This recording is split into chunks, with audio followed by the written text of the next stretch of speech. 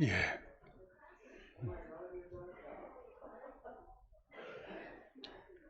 오늘 이 찬양을 들으면서 하나님께 영광을 돌려야 되는데 빨리 시집장가를 보내야 되겠다라고 하는 생각이 드네요.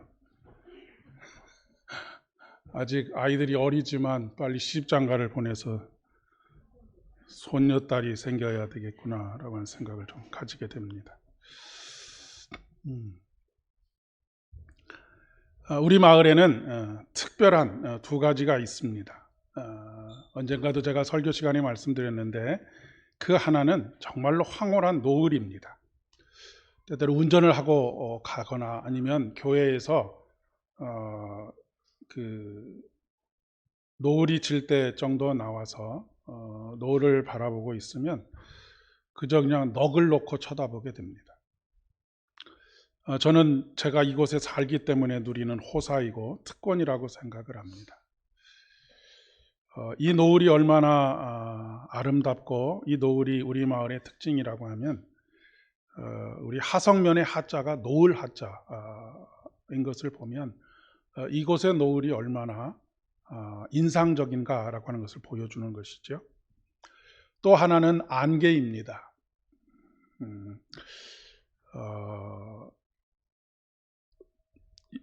본래부터 이곳에 사셨던 분들은 늘 이 안개와 더불어서 살아오셨기 때문에 잘 느끼지 못하지만 외부에서 이사 오신 분들은 이곳의 안개가 정말 대단하다라고 하는 것을 늘 느끼고 사는 것 같습니다. 서해 바다가 멀지 않고 또 바로 옆에 한강이 있어서 그렇겠지만 정말로 짙은 안개가 자주 있습니다. 보통 새벽에 안개가 이렇게 끼면 해가 뜨면 안개가 서서히 옅어지는 것이 정상적인데 하성은 조금 다른 것 같습니다. 8시, 9시가 되어도 막 안개가 짙게 깔려 있는 때가 있죠. 그러다 보니까 출근하는 일도 참 어렵고 아이 학교 데려다 주는 일도 쉽지 않은, 그리고 또 그 전에 새벽부터 새벽 운행을 하면서 새벽 기도에 나오시는 분들을 모시러 가는 일들도 참 쉽지 않은 그런 일들이 벌어지곤 합니다.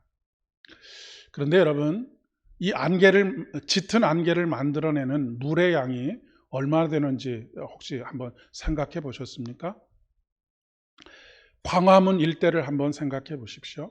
광화문 일대가 한 12,000평 정도가 된다고 합니다. 그러니까 우리 교회가 전체 통틀어서 한 2,000평 정도가 되니까 6배 정도의 그 지역을 짙은 안개로 덮고 한 30m, 위로 30m 정도의 두께로 덮는 데 필요한 물의 양이 무려 한 컵이라고 합니다. 엄청나게 많죠? 이 한 컵밖에 되지 않는 물이 수없이 그 입자가 분산이 되어서 무려 600억 개 정도의 물 입자가 만들어지고 그것이 아주 짙은 안개를 만들어낸다라고 하는 것입니다. 저는 이 안개에 대해서 깊이 생각하면서 우리 인생에 있어서 염려와 걱정과 근심, 이런 것들이 바로 안개와 같다라고 하는 생각을 해보게 되었습니다. 우리가 삶을 살아가면서 하늘이 무너질 것 같은 그런 여러 가지 삶의 어려움들이 있습니다. 그 일로 인해서 마음이 낙심이 되기도 하지만 실질적으로 그 문제를 이렇게 마치 안개를 물로 만드는 것처럼 그렇게 집약해 보면 물 한 컵도 되지 않는, 주먹 한 주먹도 되지 않는 문제들이라고 하는 그런 이야기입니다. 그런데 주먹 한 주먹도 되지 않는 이 문제들이 우리가 염려하고 걱정하고 근심하게 되면 무려 600억 개가 되는 입자로 우리의 시야를 가리고 우리가 가야 할 길을 가지 못하게 하고 우리로 하여금 마음속에 절망하게 되고 하는 그런 일들로 벌어지게 된다라고 하는 이야기입니다.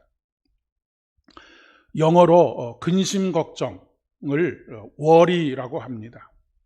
이 월이라고 하는 단어는 본래 물어뜯다라고 하는 의미를 가지고 있습니다. 그러니까 우리가 인생을 살아가면서 하는 걱정과 염려, 근심은 우리의 영혼을 물어뜯는 것과 같은 그런 영혼을 파괴하는 파괴자이다라고 하는 것을 이야기해주고 있는 것이죠. 유명한 노래가 있지 않습니까? Don't worry, be happy.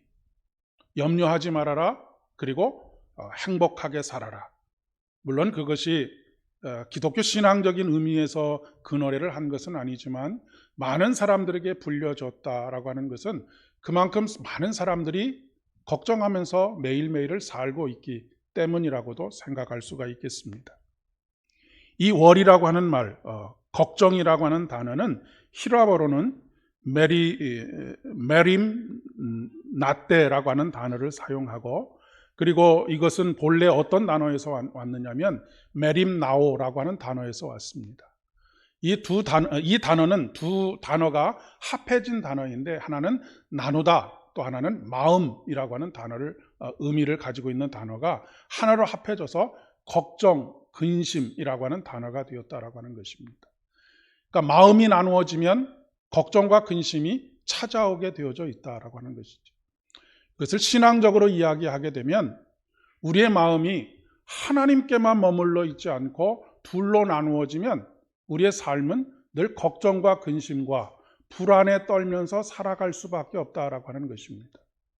그런데 이것이 두 가지로만 나누어지는 것이 아니라 아까 안개를 만들어내는 것처럼 600억 개의 파편으로 만들어집니다. 그래서 5만 가지 걱정과 근심, 불안, 이런 삶의 자리에서 살게 된다라고 하는 그런 이야기이죠. 걱정을 사서 한다는 말이 있지 않습니까?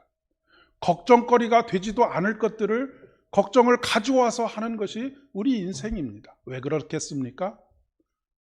이 모든 것의 근원은 죄로부터 출발하는 것인데, 죄라고 하는 것이 무엇입니까? 하나님과 분리되는 것입니다. 하나님과 나누어지는 것이지.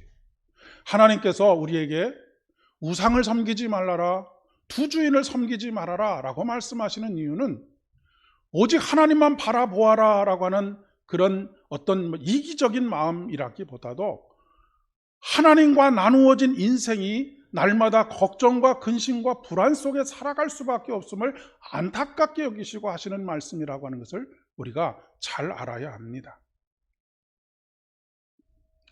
우리가 언제 걱정과 불안과 근심에 쌓이게 될까요? 하나님과 분리되어 있거나 하나님과 멀어져 있을 때입니다. 그러면 걱정과 근심과 불안을 극복하려면 어떻게 해야 됩니까? 반대로만 하면 됩니다. 하나님과 가까워지고 하나님과 하나가 되고 더 이상 가까워질 수 없을 만큼 가까워지게 되면 이 세상에 아무리 근심될 일이 많다 하더라도 우리는 평안함 가운데 살아갈 수 있습니다. 그리고 앞서서 말씀드렸던 것처럼 우리가 5만 가지 걱정과 근심을 다 끌어다가 걱정과 근심을 하지만 사실 그 문제라고 하는 것은 우리가 한 주먹거리도 되지 않는 문제들을 가지고 그렇게 5만 가지 걱정들을 다 하고 있다는 이야기입니다. 예수님께서 요한복음 15장 7절의 말씀에서 너희가 내 안에 거하고 내 말이 너희 안에 거하면 무엇이든지 원하는 대로 구하라 그리하면 이루리라 라고 말씀하십니다. 우리가 원하는 것, 우리가 하나님께서 계획하신 삶으로 형통한 삶을 살아가는 것, 그것은 열심히 노력하는 것 이전에 하나님 안에 거하고 하나님이 우리 안에 거하고 그로 인하여서 우리가 하나님께 간구하게 될 때에 간구하는 모든 일들을 이루신다라고 말씀하고 있습니다. 학생들이 공부를 할 때 아무리 많은 공부를 해도 다 불안합니다. 걱정과 근심이 많습니다. 1등을 하는 친구도 걱정과 근심이 있고요. 꼴등을 하는 친구도 걱정과 근심이 있습니다. 마음이 불안하고 가슴이 쿵땅쿵땅 뛰고, 제가 아는 어떤 분은 너무 그 불안과 걱정 때문에 그 우황청심환을 먹고 시험장에 갔다가 시험을 도리어 완전히 망쳐버린 그런 경험도 있다라고 하는 이야기도 전해 들은 적이 있었습니다. 우리는 끊임없이 세상 속에서 열심히 해라는 소리만 들었습니다.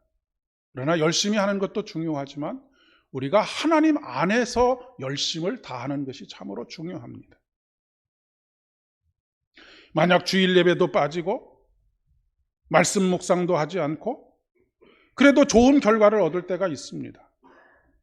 하지만 만약에 주일 예배를 드리고 하나님과 멀어지지 않았다고 한다면 더 좋은 결과들을 만들어냈을 것이 아니겠습니까? 사업을 하시는 분들도 마찬가지입니다. 우리나라의 사업 환경이라고 하는 것이 전쟁과 같은 그런 상황입니다.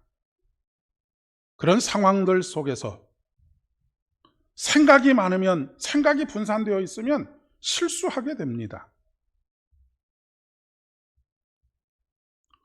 그 실수가 반복되게 되면 결국은 실패하게 되고 말지 않겠습니까?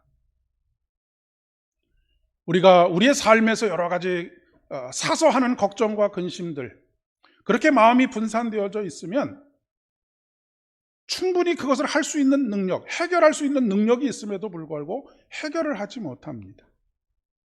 마음에 걱정과 불안과 근심을 가지고 있으면 공부한 것들이 생각나지 않습니다. 평소 같으면 충분히 이성적이고 합리적으로 판단할 수 있음에도 불구하고 당황하게 되면, 불안하게 되면 그 모든 일들이 다 수포로 돌아가고 마는 것이 우리의 인생이 아니고 뭐 어디겠습니까? 이 세상에는 근심과 걱정과 염려로 가득 차 있습니다. 요즘 우리나라 사람들의 이 걱정과 근심의 척도를 어디를 통해서 알 수 있느냐면 한 가지 지표가 있는데, 우리나라 경우에 건강염려증이 아주 다른 세계 어떤 나라에 비해서도 큰 폭으로 그렇게 사람들의 마음을 불안에 떨게 만들고 있습니다. 병원을 찾는 5분 중에 1분 정도가 건강염려증 때문에 찾는 분들이라고 하는 것입니다. 실제로는 그 몸에 아무런 병이 없는데도 불구하고 건강염려증 때문에 병원을 찾는 사람들이 5명 중에 1명이라고 하는 것이죠. 건강만 그렇겠습니까?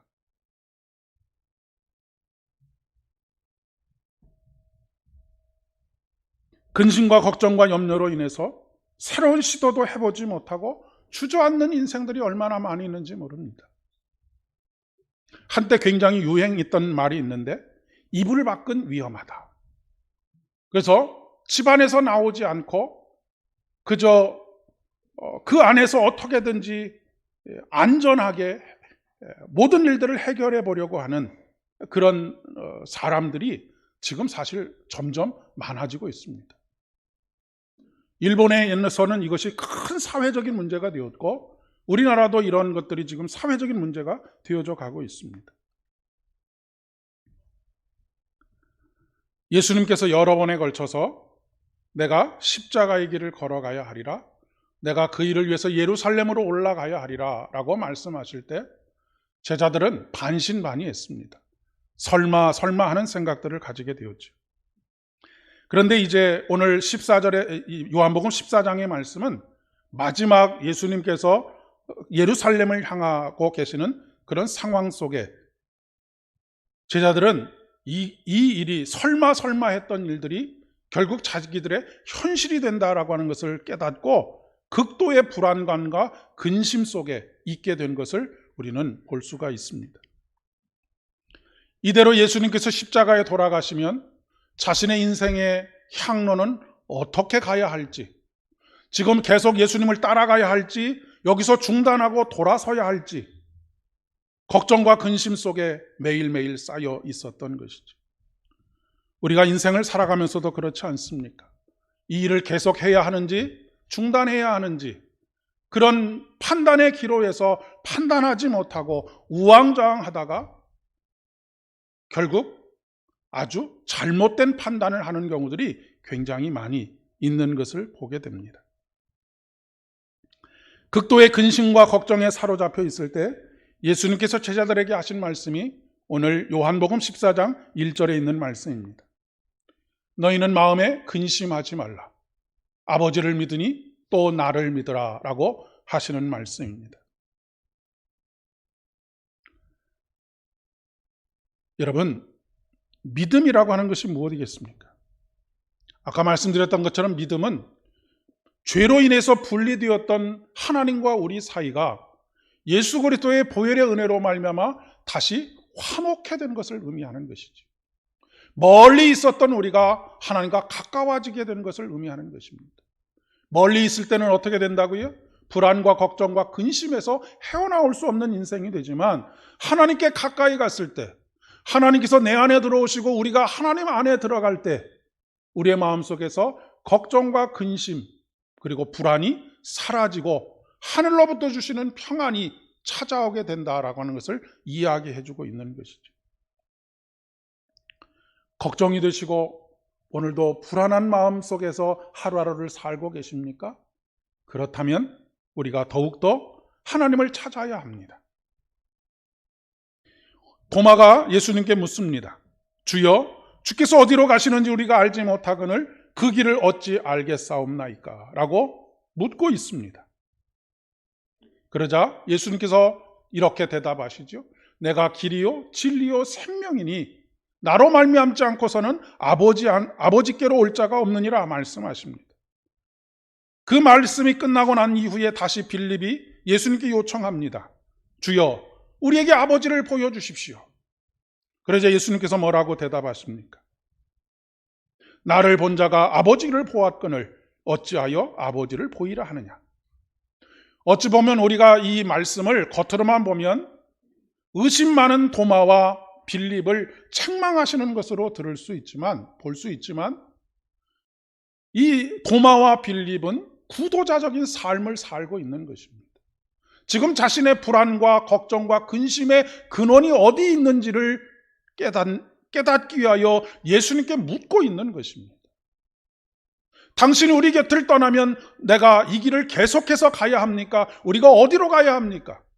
우리의 인생을 향하여서도 하나님, 우리가 어떻게 살아가야 합니까? 어디를 향해야 합니까? 라고 묻고 있는 것입니다. 이것이 바로 구도자적인 삶을 사는 것입니다. 예수님께 길을 묻고 그동안 깨닫지 못했던 그 길에 대해서 깨달음을 얻게 되고 그 깨달음 속에서 확신을 얻고 예수님께서 우리에게 제시하신 그 생명의 길, 곧 예수를 바라보고 예수를 따라가는 그 삶을 살아가는 것이 바로 오늘 구도자적인 삶을 살아가고 있는 도마와 빌립의 모습이라고 이야기할 수가 있겠습니다. 그러나 구도자적인 삶을 살지 않고 세상을 바라보고 마음이 분산되고 갈기갈기 찢어지게 되면 우리는 하나님과 멀어지게 됩니다. 두 마음을 품은 자가 되게 되는 것이죠. 그리고 두 주인을 섬기게 됩니다. 두 주인만 섬기면 좋겠는데 그것도 버거운데 우리의 마음이 수많은 생각들로 나누어지게 된다라고 하는 것이죠. 이러한 위기에 직면했던 사람들이 있습니다. 바로 베드로 사도가 목양을 하던 그리고 흩어져 있던 유대인들의 삶의 상황입니다. 본격적인 네로 황제의 박해가 시작이 되어지고 그들은 앞날에 대한 불안함과 걱정들 때문에 많은 사람들이 그 믿음의 공동체를 떠나서 다시 세상으로 돌아갔습니다. 남아있는 사람들 중에도 여전히 근심과 걱정 속에 나의 앞날이 어떻게 될지 알지 못하는 그런 상황 속에서 두려움 가운데 살아가고 있었습니다. 그런 그들에게 베드로 사도는 오늘 베드로전서 2장 2절의 말씀에서 이렇게 말씀하십니다. 갓난 아이들 같이 순전하고 신령한 것을 사모하라. 이는 그로 말미암아 너희로 구원에 이르도록 자라게 하려 함이라 라고 말씀하고 있습니다. 여러분, 이제 갓 태어난 갓난아기가 내일 무엇을 먹을까를 걱정하는 걸 보신 적이 있으십니까? 내일 무엇을 입을 것인지를 걱정하는 갓난아기를 보신 적이 있으십니까? 갓난아기는 아무것도 걱정하지 않는 이유가 있습니다. 엄마의 품에 있기 때문이고 엄마의 품에서 풍성한 젖을 마음껏 빨았을 때 그때 온 세상을 다 얻은 것과 같은 평안함으로 깊이 잠이 들지 않습니까? 우리들도 마찬가지라고 이야기할 수 있습니다. 우리가 걱정과 근심 속에, 불안함 속에 살지 않을 수 있는 오직 한 가지 길이 있는데, 그것은 우리의 어머니와 같이 우리를 품으시는 하나님의 품에 안기는 것입니다. 그리고 오늘 베드로 사도가 말씀하고 계시는 것처럼 신령한 젖을 사모하는 것입니다. 여기서 말하는 신령한 젖이라고 하는 것은 바로 하나님의 말씀을 의미하는 것이죠. 이 하나님의 말씀을 충분히 섭취하고 깨닫고 내 것으로 삼게 될 때 우리의 마음속에는 확신이 생기게 됩니다. 그리고 하늘로부터 주시는 평안이 물밀듯 밀려오게 되고, 다윗이 그 쫓기는 상황 속에서도 두려움 없이 잠을 청할 수 있었던 이유는 바로 주께서 나와 함께 하신 것을 믿었기 때문에 그렇습니다.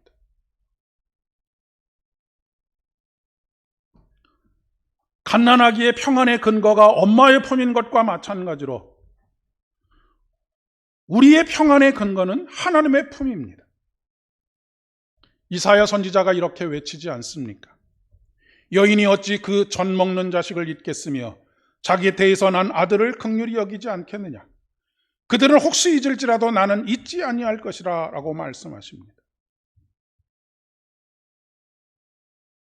어미의 품에 안겨있는 어린아이도 이렇게 평안함 가운데 내일 일을 걱정하지 않고 온 천하를 다 얻은 것과 같은 평안으로 깊이 잠을 청할 수 있는데, 그들은 혹시 잊을지라도 나는 너희들을 잊지 않고 내 품에 안으며 신령한 젖을 주며 그 안에서 온 천하를 얻을 것과 같은 그런 평안으로 인도해 주시겠다라고 하는 약속입니다. 하나님은 사람에게 버림받은 예수 그리스도를 택하심으로 보배로운 산돌이 되게 하셨습니다. 그리고 오늘 베드로 사도의 말씀을 통해서 우리에게 전하여 주시는 말씀은 버림받았던 그것을 보배로운 산돌이 되게 하신 그 하나님께서 세상에서 버림을 받은 우리들, 세상에서 떨어져 나온 우리들이라고 할지라도 우리들을 산돌과 같이 신령한 집으로 세우실 것이고, 예수 그리스도로 말미암아 하나님이 기쁘시게 받으실 신령한 제사를 드릴 거룩한 산 제사장이 되게 하실 것이다 라고 말씀하고 있습니다. 오늘 사도행전 7장 55절 이하의 말씀에 보면 스데반은 엄청난 위급한 상황에 직면해 있습니다. 모든 사람들이 돌을 들고 스데반을 돌로 치려고 하고 있는 위급한 상황입니다. 그리고 모든 사람들이 그를 향하여 비난의 소리를 쏟아붓고 있는 그런 상황 속에 놓여져 있습니다. 하지만 그들 앞에 선 스데반은 두려움과 걱정과 근심을 찾아볼래야 찾아볼 수가 없습니다. 그것을 가장 상징적으로 보여주고 있는 말씀이 스데반의 얼굴이 천사와 같았더라라고 하는 것이 아닙니다. 도대체 스데반은 어떻게 이렇게 어마어마한 문제 앞에서, 이런 위급한 상황 속에서 그의 얼굴이 천사와 같은 얼굴을 하고 있다라고 하는 것은 그 어떤 것도 그 마음속에 있는 평안을 빼앗아가지 못했다라고 하는 것을 의미하는 것입니다. 그 비결이 어디 있습니까? 스데반은 돌을 들고 있는 사람들을 본 것이 아니고, 뿐만 아니라 자기를 향하여 쏟아붓는 저주와 폭언들에 그의 귀가 열려 있는 것이 아니고 오직 한 곳을 바라보고 있기 때문입니다. 하늘을 바라보고 하늘의 문이 열리고 그곳에서 죽음을 이기시고 승리하신 예수 그리스도께서 하나님 우편에 앉아 계시는 것을 보노라라고 고백하고 있지 않습니까?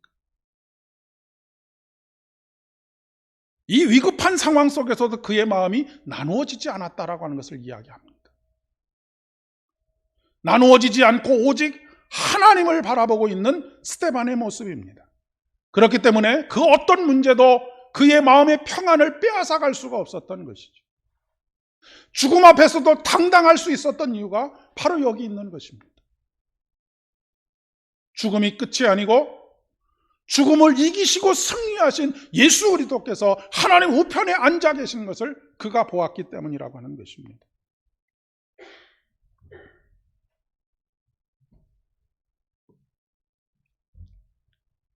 그것을 성경은 성령 충만이라고 이야기합니다. 성령 충만이라는 것은 어떤 신비로운 경험을 하는 것이 아니고 그분의 영이 우리 안에 충만하게 거하시는 것을 말하는 것이죠. 다른 것으로 나누어지지 않았음을 말하는 것입니다. 하나님께서 우리를 십자가로 초대하시는 것은 십자가를 통해서 완벽한 인생을 살아가라고 말씀하시는 것이 아닙니다. 우리를 온전함 가운데로 초대하시는 것입니다. 예수 그리스도께서 입으셨던 그 옷, 십자가에 달려 돌아가시기 전에 입으셨던 그 옷은 통으로 되어진 옷입니다. 기운 옷이 아니라고 하는 것입니다. 우리가 십자가를 의지한다라고 하는 것은 그분의 온전함 가운데로 들어가는 것이죠. 그런데 우리는 이 어마어마한 일은 고사하고 아주 사소한 일들도 크게 확대해서 온갖 걱정과 근심을 세상의 걱정과 근심을 다 끌어모아서 하는 것이 우리들입니다. 심지어는 없는 문제까지도 만들어서 걱정하지요. 염려와 걱정과 근심은 내일에 대한 걱정과 근심입니다. 여러분, 하루 세 끼를 80년 동안 먹고 살면 몇 끼인 줄 아십니까? 87,600끼입니다. 90년을 먹고 살면 98,550끼입니다. 제가 하도 시간이 많아서 설교 준비를 하다가 계산을 좀 해봤습니다. 요즘 8,000원 가지고 먹을 것도 없지만 한 끼가 8,000원이라고 하면 90년을 먹고 살려면 밥 먹고 사는 데에만 9억 원 정도가 필요합니다. 여러분, 4인 한 가정이 먹고 살려면 얼마가 필요합니까? 36억이 필요합니다. 내일을 걱정한다는 것은 90년 동안 먹고 살 36억을 어떻게 벌지? 이걸 걱정하는 것하고 똑같습니다.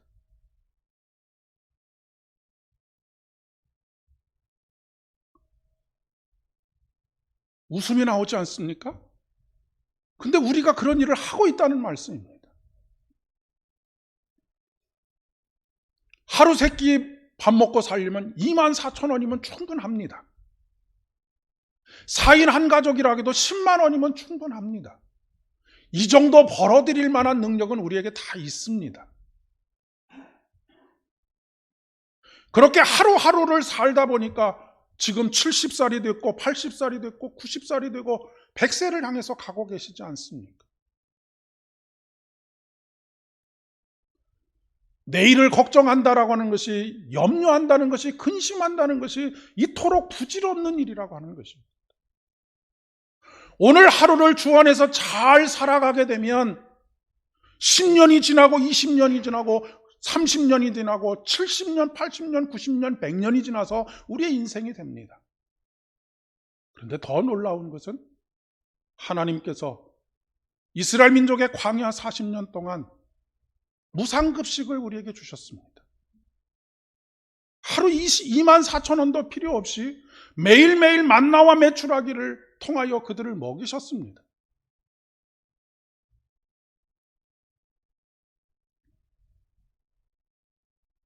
염려와 걱정과 근심이 없어 사는 비결은 오늘 먹어야 될 하루 세 끼만 벌어들일 능력이 있으면 됩니다.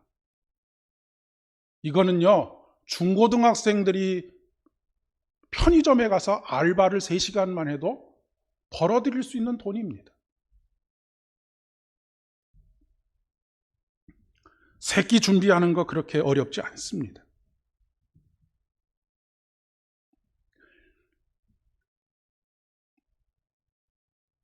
더 놀라운 말씀은 오늘 요한복음 14장의 말씀에 나를 믿는 자는 내가 하는 일을 그가 할 것이고 그보다 더 큰 일을 할 것이다 라고 말씀하십니다.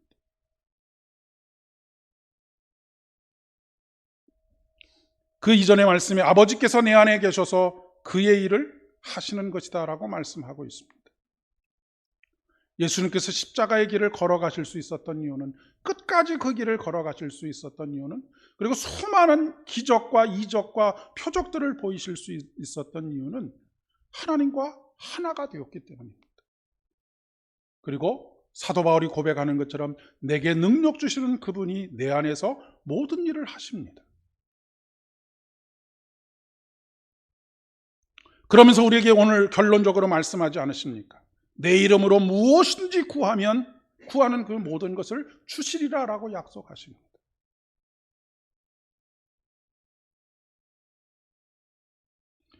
여러분, 하루 세 끼를 벌어들일 능력을 우리에게 주시는 것이 아니라 우리 안에서 우리가 하나님과 한 몸을 이루게 될 때, 마음이 나누어지지 않을 때 걱정과 근심과 불안이 아니라 하늘의 평안으로 나를 믿는 자는 내가 하는 일을 그도 할 것이다 말씀하십니다. 내일 일을 위하여 염려하지 말라. 내일 일은 내일 염려할 것이요 한날 괴로움은 그날의 족하니라.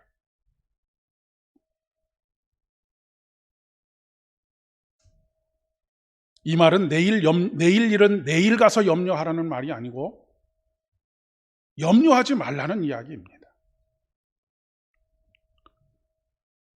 오늘 이제 밤이 되어서 자고 일어나면 내일이 옵니까? 아니요. 우리가 맞이하는 날은 다시 오늘입니다. 그러니까 내일 일은 내일이 염려하게 하라라고 하는 말은 염려하지 말라는 이야기이죠. 오늘 그렇게 하나님과 더불어서 살아온 인생, 그 인생이 70년이 되고 80년이 되고 90년이 되고 100년을 향하여 가고 있지 않습니까? 사도 바울은 나의 나된 것은 하나님의 은혜입니다 라고 고백하고 있습니다. 오늘 수고와 무거운 모든 짐을 주께 맡겨드리고 주께서 주시는 평안과 주께서 우리를 위하여 행하시는 모든 일들 가운데 이루어지시는 하나님의 놀라운 역사들을 매일매일 경험하는, 매일 들녘에 나가서 아무것도 없는 그곳에 만나와 매출하기를 허락하시는 그분의 은혜를 매일매일 경험하면서 살아가는 기적과 같은 하루하루 되실 수 있기를 바랍니다. 기도하겠습니다. 은혜가 풍성하신 아버지 하나님, 감사를 드립니다. 오늘도 주님 앞에 나오면서 온갖 염려와 걱정과 근심, 수고와 무거운 짐을 가지고 주님 앞에 나왔음을 고백합니다. 이제 예배를 통하여 하나님을 경험하게 하시고 하나님께 한 걸음 더 가까이 나아가게 하셨고, 오늘 성찬 예식을 통하여 하나님께서 우리 안에 살과 피로 들어와 내주하시는 것을 경험하는 이 귀한 예식을 통하여 우리의 마음속에 온전한 하늘의 평화가 임하게 하여 주옵시고, 담대함과